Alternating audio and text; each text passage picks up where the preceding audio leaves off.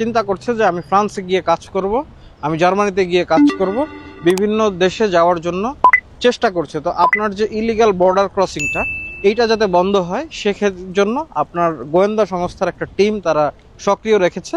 তো রেগুলার মানুষজন অ্যারেস্ট হচ্ছে, ইভেন তাদের পাসপোর্ট জব্দ করে নেওয়া হচ্ছে। প্রিয় দর্শক, আয়না ফেসবুক পেজ এবং ইউটিউবের পর্দায় আপনাদের স্বাগত জানাচ্ছি। আমি সৌম্য মির্জা, আমার সাথে আছেন বনিয়ামিন ভাই। আপনারা জানেন বনিয়ামিন ভাই মাদ্রিদে অনেক বছর যাবৎ এখানে বসবাস করছেন এবং ইউরোপের বিভিন্ন দেশে ইমিগ্রেন্ট বিষয়ে বিভিন্ন তথ্য উপস্থাপন করে থাকেন।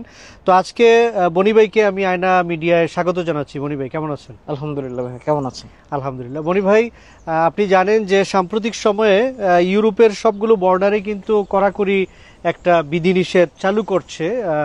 সেই ক্ষেত্রে ফ্রান্সে নতুন করে আমরা যেটা শুনতে পাচ্ছি যে একটা গোয়েন্দা সংস্থা তারা প্রস্তুত করেছে বর্ডারে, যে বর্ডার দিয়ে স্পেন অথবা অন্য দেশগুলোতে মানুষ অন্য দেশে যাতায়াত করতে চাচ্ছে। সেই ব্যাপারটা যদি আপনি একটু খুলাসা করে আপনি বলেন। ধন্যবাদ সৌম্য মির্জা ভাই। আসলে ইতিমধ্যে আপনার ইউরোপিয়ান ইউনিয়ন প্রবাসীদের নিয়ে কিছুটা আপনার বিঘ্ন, তারা উদ্বিগ্ন যে প্রচুর পরিমাণের মানুষ আপনার ইউরোপে ঢুকছে। আর একটা জিনিস আমরা লাস্ট একটা ভিডিও বানিয়েছিলাম যে বিগত দিনে আমরা দেখতে পেরেছি যে কিছু কিছু কান্ট্রিকে আপনার সেফ জোন, নিরাপদ দেশ হিসাবে ঘোষণা করেছে। তো অভিবাসী ঠেকাতে আপনি জানেন যে বর্তমানে প্রচুর পরিমাণের মানুষ স্পেনমুখী হচ্ছে।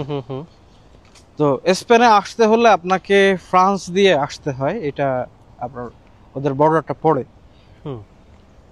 তো ইদানিং আপনি দেখবেন যে আমাদের যে মেন্দেস আলভারো স্টেশন আছে, আপনি শুনতে পারবেন যে মানুষকে বাস থেকে নামিয়ে পাসপোর্ট চেক করছে, বিভিন্ন ধরনের কন্ট্রোল হচ্ছে বিভিন্ন জায়গায়। তো ফ্রান্সের ব্যাপার হচ্ছে, ফ্রান্সটা হলো অনেক কড়াকড়ি, ওদের যে আইন ব্যবস্থা বা ওদের যে পুলিশ, তারা খুব অ্যাক্টিভ। ফ্রান্সে প্রচুর পরিমাণের অভিবাসী আগে আপনার ঢুকতো, তো ফ্রান্সে অভিবাসীগুলা আর কি খুব সহজে কাজ পায় এখনো। তো ফ্রান্স কি করেছে, একটা গোয়েন্দা সংস্থা একটা টিম রেডি করেছে যারা আসলে বর্ডারে প্রতিনিয়ত কন্ট্রোল দিচ্ছে, আচ্ছা, যাতে অভিবাসী যারা অবৈধ অভিবাসী এইটা ঠেকানো যায়। আসলে অভিবাসী তো ইউরোপে আসলে ঠেকানো সম্ভব না, যতটুকু কন্ট্রোল করা যায়। রাইট, ঠিক আছে। তো আমরা ইতিমধ্যে জানি আসলে বনি ভাই, আমার কাছে যতটুকু মনে হচ্ছে যে তারা ইউরোপটাকে আসলে খুব বিশৃঙ্খল পরিস্থিতিতে নিতে চাচ্ছে না। জি জি, এইরকম কি ব্যাপারটা? হ্যাঁ, কারণ কি আসলে যখন একটা দেশ আপনার নিরাপদ দেশ হিসাবে ঘোষণা হয়, হ্যাঁ, তখন আপনি কি হিসাবে আপনি অভিবাসন যে আরেকটা দেশে যাবেন আপনি, হ্যাঁ আরেকটা দেশে যাবেন, এটা নর্মাল ইস্যু। বাট অন্য ওই দেশে গিয়ে আপনি অভিবাসনের জন্য যে অ্যাসাইলাম এটা সিক করবেন কিভাবে? কারণ আপনার তো জীবন নিরাপত্তা আছে, কারণ আপনার দেশ সেফ দেশ। হ্যাঁ, তো এইসব কারণে আপনার আসলে কি আপনি দেখতে পারবেন যে ইউরোপে যে অবৈধ যে অভিবাসন, এটা কিন্তু অনেকটা কমে গিয়েছে। আচ্ছা, এখন অবৈধ অভিবাসনের ভিতরে সব থেকে শীর্ষে আছে আমরা বাংলাদেশি, যারা বিভিন্ন দেশ থেকে আসছি, এসে আমরা স্পেন হোক ইতালি হোক বিভিন্ন বর্ডার দিয়ে আমরা স্পেনে ঢোকার চেষ্টা করছি ফ্রান্স।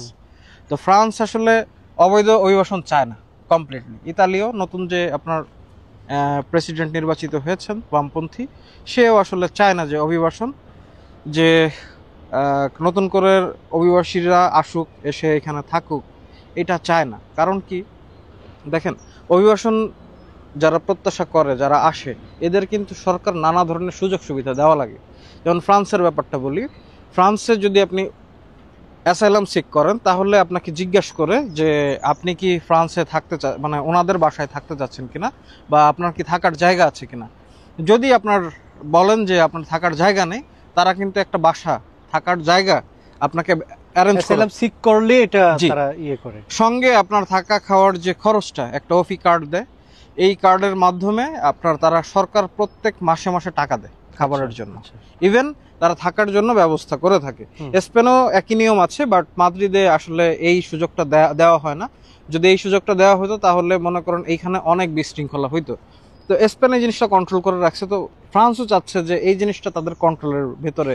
এটা তো এদের অর্থনীতিতে একটা বার্ডেন। জি, অর্থনীতিতে বার্ডেন। কারণ কি, আপনি চিন্তা করেন, যদি আপনাকে অ্যাসাইলামের জন্য তারা আবেদন করেন, আপনাকে বাসা দেয়, একটা বাসা আপনি নরমালি থাকতে গেলে, একটা যদি মেসেও থাকতে যান 200 ইউরো নরমালি লাগে, খাবার খরচে আরো 200 ইউরো লাগে। তো ওরা দেখা যায় যে 220 ইউরো এখন বর্তমানে, বা 225 ইউরো এরকম একটা অ্যামাউন্ট প্রত্যেকটা মানুষকে দিয়ে থাকে। আচ্ছা, তো অ্যাসাইলাম সিক করা, আমি কালকেও দেখলাম প্রায় 1,70,000 পেন্ডিং কেস আছে শুধু বাংলাদেশিদের ফ্রান্সে, যারা অ্যাসাইলাম দিয়েছে। অনেকেই আছে যারা অ্যাসাইলাম দেয়নি, ফ্রান্সে নরমালি কাজ করতেছে। ঠিক আছে, এইটার সংখ্যা তো আরো বেশি। তো এই জিনিসটা কন্ট্রোল করার জন্য তাদের যে বর্ডারে অনেকেই আছে যারা স্পেনে আসছে, এমপাদমেন্ট করছে, করে এইখানে যেহেতু ইনকাম কম, তারা চিন্তা করছে যে আমি ফ্রান্সে গিয়ে কাজ করব, আমি জার্মানিতে গিয়ে কাজ করব, বিভিন্ন দেশে যাওয়ার জন্য চেষ্টা করছে। তো আপনার যে ইলিগাল বর্ডার ক্রসিংটা, এইটা যাতে বন্ধ হয়, সেক্ষেত্রে জন্য আপনার গোয়েন্দা সংস্থার একটা টিম তারা সক্রিয় রেখেছে।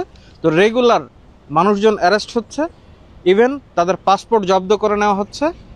তো আপনারা যারা বিভিন্ন দেশ থেকে স্পেনে আসছেন বা এখান থেকে যাচ্ছেন, তারা অবশ্যই সতর্কতার সাথে চলাফেরা করবেন। ধন্যবাদ সবাইকে। ধন্যবাদ বনিয়ামিন ভাই, আপনি আসলেই খুব গুরুত্বপূর্ণ একটা বিষয় নিয়ে কথা বলেছেন, যে এবং সতর্কতার একটা ব্যাপার।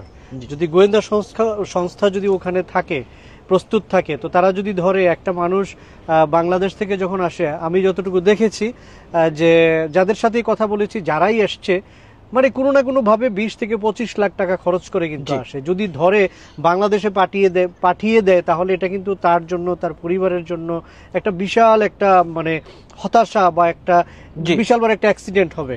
তো আমরা চাই প্রবাসে যারা এসছেন কষ্ট করে, সবাই সতর্ক হন এবং সবাই নিজেদেরকে নিরাপদে রাখুন, এবং দেশের ভাবমূর্তিও ভালো থাকুক। সবাই ভালো থাকুন। আমাদের পরবর্তী এইরকম গুরুত্বপূর্ণ বিষয়ে ভিডিও দেখার জন্য আমন্ত্রণ জানিয়ে শেষ করছি। আসসালামু আলাইকুম।